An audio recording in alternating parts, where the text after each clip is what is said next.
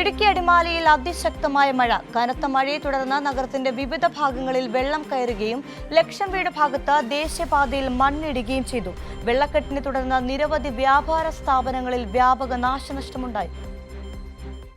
അടിമാലിയിൽ ഉച്ചയ്ക്ക് ശേഷം പെട്ടെന്നുണ്ടായ കനത്ത മഴയിൽ റോഡിലേക്കും വ്യാപാര സ്ഥാപനങ്ങളിലേക്കും വെള്ളം ഇരച്ചു കയറി. ചാറ്റുപാറ സബ്സ്റ്റേഷൻ പടിയിലും ലൈബ്രറി റോഡിലും പക്കായപ്പടി റോഡ്, ബസ് സ്റ്റാൻഡ് ജംഗ്ഷൻ എന്നിവിടങ്ങളിലും വെള്ളം കയറി. സാധനങ്ങൾ നശിച്ചതുവഴി വ്യാപാരികൾക്ക് വൻ സാമ്പത്തിക നഷ്ടമാണ് ഉണ്ടായത്.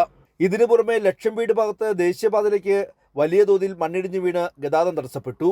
റോഡിലെ മണ്ണ് നീക്കി ഗതാഗതം പിന്നീട് പുനഃസ്ഥാപിച്ചു. പ്രദേശത്ത് മണ്ണിടിച്ചിൽ ഭീഷണി നിലനിൽക്കുകയാണ്.